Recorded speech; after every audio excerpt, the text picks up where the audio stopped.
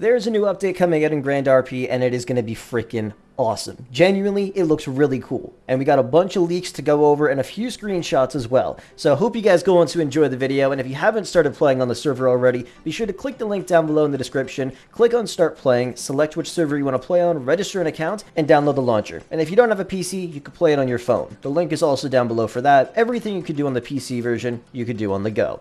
And if you use code Frolickz when you sign up, you'll get a free rare accessory. Anyways, I hope you go on to enjoy, and with that said, let's jump into things. It's a pretty long list. The very first thing that is going to be added is a family license NPC at the government building, which is pretty great. Now you no longer need to speak to an actual person. You can just go to the NPC and get the license if you want to make a family. There is also a new transport you can craft, and it looks sick. It's called the Mono Wheel. I have no idea what you need to craft it. I also don't know the crafting chances, I guess. Maybe it's 10%, 20%, who knows? But you're going to have to craft it in the crafting section, and then you get a pretty cool looking vehicle. There's a few other new things you can craft. One is going to be a knife that you could use to cut people's hair off, a new and improved treasure map. There's also some platinum or metal there, and a syringe. Not sure what that's about, but it could be a drug or it could be something else. I have no clue. And there's also a cat with what it seems to be a hoodie on that you can now craft as well. So I guess that's going to be the new $30 or $40 million pet in the city.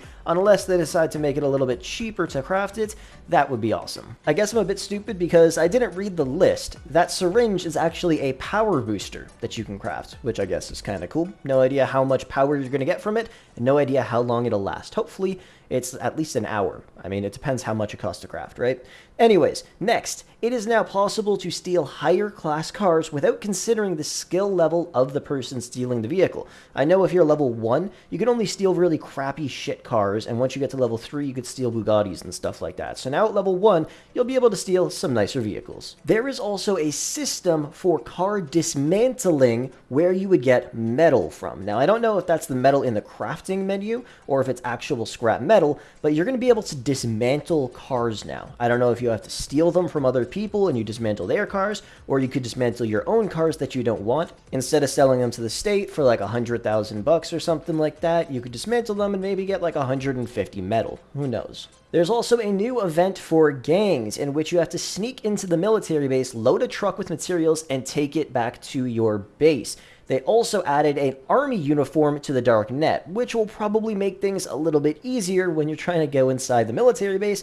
Now you'll at least look like a military officer. Also, something I think a lot of people are going to love, the old HUD is coming back. Now, I don't know if they're changing things you see while you're driving around, like how I am on screen. I'm hoping it's at least just the inventory system and when you go to Beach Market, because that shit is kind of messed up. But I know a lot of people are going to be super, super happy just because of that. They also added a feature to enable and disable the animation when opening your inventory. So I guess that's literally what I just said. So if you don't want to see that animation, it will just pop up normally on your screen, and you won't do this whole 180 or anything like that. Also, when you're selling stuff to people or buying stuff from people and you have to type in exactly how much money you're selling it for, there is now going to be commas in between the zeros. I think that's going to make things a lot easier for a lot of people, because I know it takes a while to make sure you got the exact number right, because if you miss 1 0 or add 1 0, you could screw yourself over. Also, the Mad Racer notification now comes 5 minutes before the event starts, which is pretty useful, I guess. So now you actually have time to get to the location where you need to go.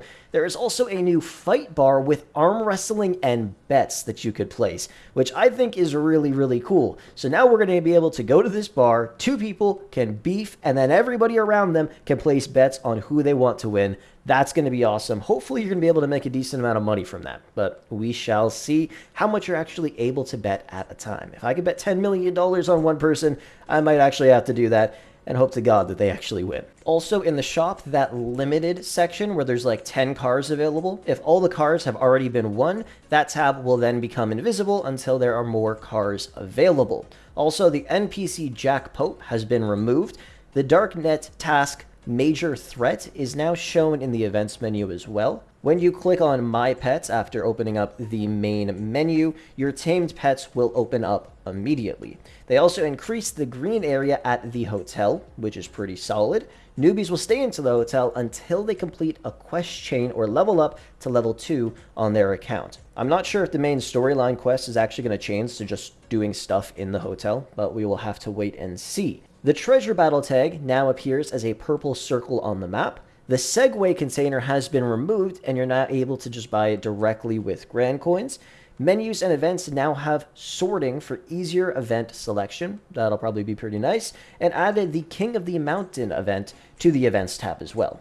And that is all the info that I was given. I'm personally really excited for this update because there's going to be some more stuff we're able to do now, specifically crafting. We're going to be cutting people's hair off. I'm assuming there's a purpose for that. Power Booster will obviously help a lot depending on what event you're going to. Not sure if it's going to be illegal to use or legal to use. I have no idea. The metal thing that you get from dismantling vehicles is going to be a ton of fun, and obviously everybody's going to be trying to craft this new mono wheel, and I guarantee you I am going to be doing that the second the update comes out, and hopefully we end up crafting it. The last vehicle I was able to craft was that truck. It took me, I think, 1,100 metal to actually get it, so hopefully we don't have to spend that much, but we shall wait and see. And of course, that new treasure map hopefully will make things a little bit easier when it comes to finding items scattered across the state of San Andreas.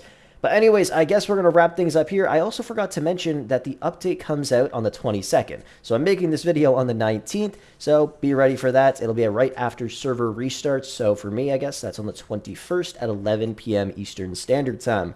Anyways, thank you so much for watching. I hope you guys went on to enjoy the video. And with that said, I will catch you guys in the next one.